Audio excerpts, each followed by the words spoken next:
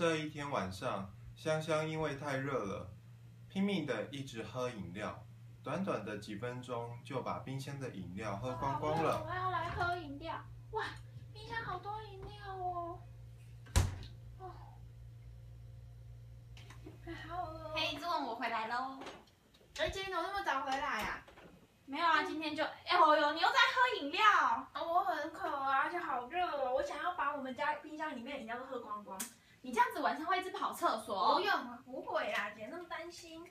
我一定会记得，一定会记得起来尿尿。好啦，可以去睡觉了。到了半夜，香香果然一直想要跑厕所，但她却忘了关灯，电灯就这样子一直开了整个晚上。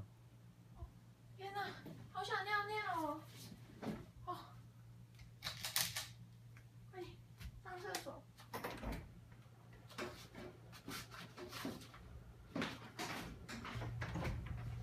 舒服多了，我要准备来睡觉了。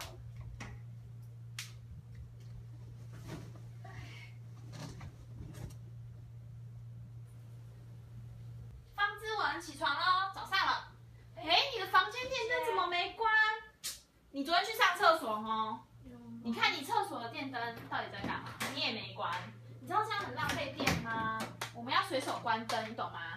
你一早念的我头好痛哦。好啦，快去上班。这次的电费你要付哦。真的哦？对啊，不然你这样子都不随手关灯。